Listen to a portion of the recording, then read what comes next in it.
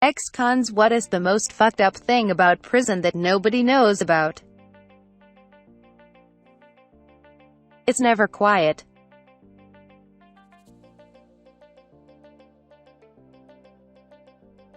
When you get out, you miss the simplicity of choices.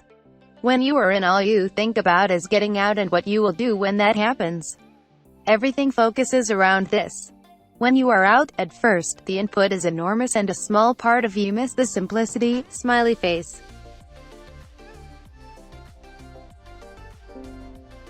How bad it smells from the poor hygiene of inmates and uncleaned facilities.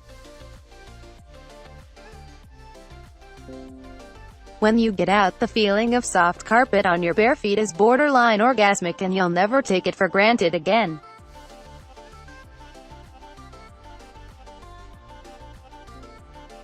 The smell.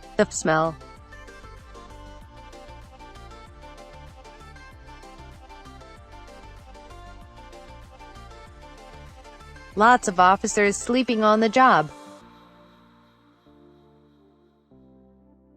My brother is a CO, and he told us why the inmates have shampoo and soap that comes in packets now. They used to have it in little bottles. Well, the guys would use up all their soap and instead of throwing the bottle away, they would keep it and fill it with a combination of whatever bodily fluids they felt was appropriate and use it to hold up other inmates for their commissary. Like, if you don't give me your commissary, I'm going to squirt this bottle in your face. And when they said no and got squirted in the face, they got pink eye. My brother said a lot of people had pink eye. Shit was always one of the ingredients in the bottle. They take your mugshot last. Suddenly Lindsay Lohan's mugshot progression makes so much more sense. One of the guys said the worst thing about prison was that during the summer, there was 1 million mosquitoes in his cell. The entire wall of his cell was red from the blood of all the dead mosquitoes he would slap and punch every day. They would be in his cell 24/7, just stinging him nonstop, while he slept, while he was taking a dump, while he was jerking off. It never ended. Most summer days he would just lay on the floor crying, wishing for death. Not in prison, but I volunteer in one. One time I was chatting up this huge black dude and I asked him what he did in his free time. He said he played a lot of Dungeons and Dragons. I was shocked. On the outside he would never be mistaken for a D&D player. White guy on the other side of me told me that D&D was huge in prison. I had no idea. Also, same guy makes tacos for everyone else and makes money doing it. I think he has a hot plate in his cell and uses commissary items as ingredients.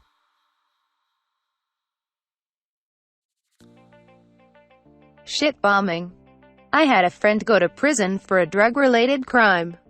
He had his own cell and stuck to himself for the most part. Another inmate shit into a water bottle and filled it to the brim with water and mixed it up into a slush. Said inmate then took the water bottle to my friend's cell, placed at the slit at the bottom of his cell door, and fucking stomped on it. Shit water sprayed absolutely everywhere, while my friend was in the cell too.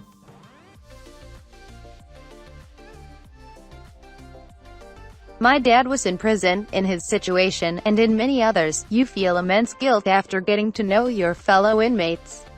Because you're gonna get out, and they're not, ever.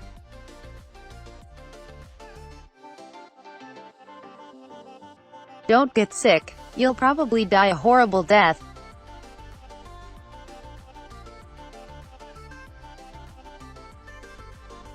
On a slightly lighter side, a sort of family friend recently got out of prison after approximately 18 years for holding up a gas station for drug money. My uncle was his friend, and when the guy got out, my uncle said, "Man, there's this show you're gonna love called Game of Thrones." The guy laughed and said he was current on it. The in-prison black market was his source for a tiny approximately 2-inch battery-powered screen and micro SD cards with the episodes on it. Every now and then it would be confiscated as contraband and he'd have to save up for a month to buy another. He also had a prison cat that knew to leave his cell before morning activities and to come back after lights out. He'd feed it little chunks of meat he smuggled out of the mess hall.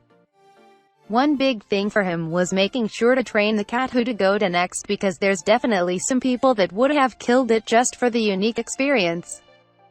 Edit. Humorously enough, my brother found the post and corrected something. He says the tiny little TV was something they were allowed to have, but the SD cards were what was contraband. Apologies for the mistake.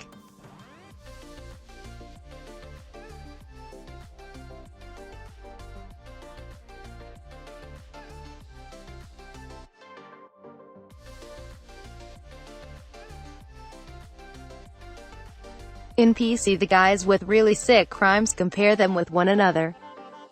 In fact, they don't necessarily get beat up because what they have done in the past, it's because they are bragging about it in the present.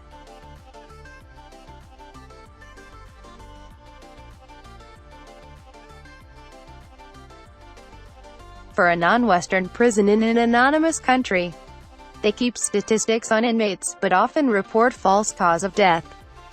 When a prisoner is found tied to a bed beaten to death, he would be checked into hospital for a week before they finally report his death due to natural causes like cardiac arrest or dehydration.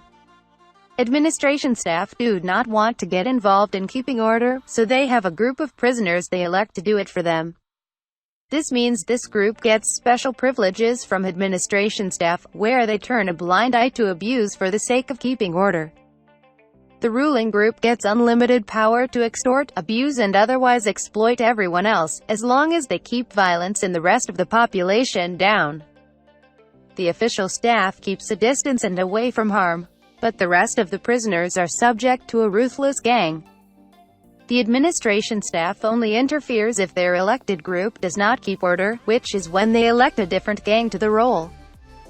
Administration staff will manipulate rebellious inmates. They will create sympathy between the inmate and themselves and encourage them to stand up for what's right. They say they have a plan to help and continue meeting with these inmates. But any inmate that has repeated meetings with administration staff is seen as a tattletale that reports other inmate offenses. When others find out they meet with administration regularly, they do not last long.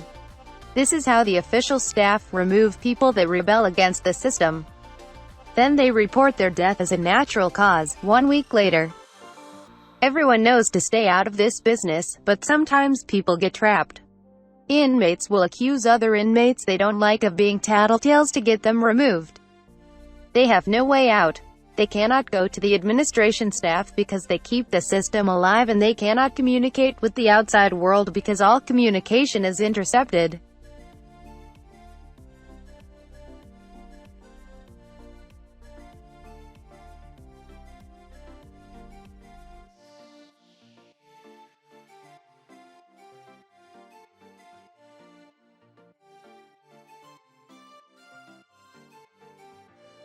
Not me, but my mother. They had to put her in her own area because she was pregnant and people kept threatening the baby. It also happened that her cellmate was a woman who boiled her child alive and ate it.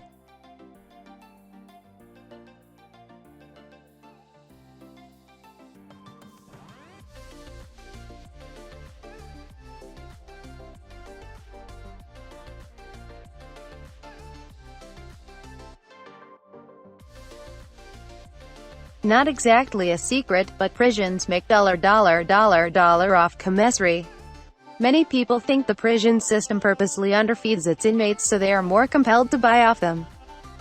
$1.50 for 75-cent pastries, ramen packs for $1, prob 33c per, $10 for $1 long johns, etc., etc. Also the insane costs for phone calls.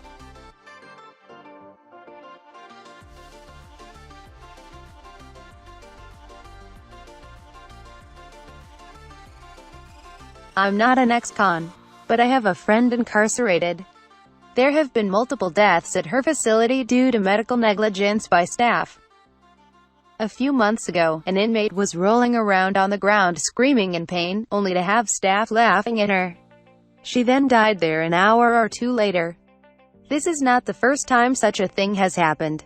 The U.S. government will often outsource medical care to another company, for example a company somehow specializing in travel insurance.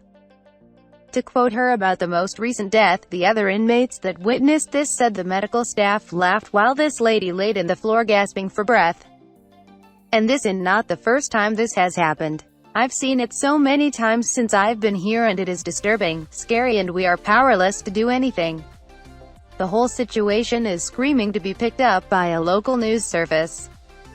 Something else that came to mind was the lack of education some of these incarcerated women have, both in general and even about their own bodies.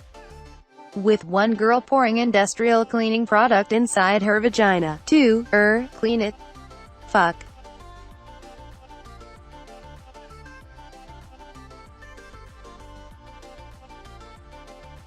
Guards can and will withhold medical treatment. When I was in county jail, there was an older woman, vomiting profusely. She couldn't keep water down, her skin was tinting and she was hallucinating. I explained all this to the guards and that she needed medical treatment immediately. For 2 days she was like that until I transferred out. I have no idea what happened to that woman and I still think about her. This was in Georgia, USA. The most unlikely people are chess masters.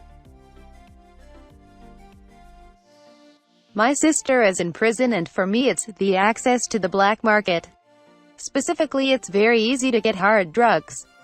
Imagine sitting around with nothing to do, hating your situation, fighting depression and knowing you can just get some cheap heroin. They use money from canteen, relatives, favors, etc. It's also generally accepted that if someone gets in trouble, getting them out of it is just a matter of sending $50 to a random Western Union. Also applies if they want to be moved to a different cell. A cigarette in prison consists of the following. Take a regular cigarette out of the pack. Cut the tobacco portion of that cigarette into 4 equal parts. Remove the tobacco from each of those separated portions and re-roll it using Bible pages into 4 mini cigarettes called a clip. Sell each clip for $2 to $4. A cigarette out of that pack can be sold whole for between $10 to $20 each.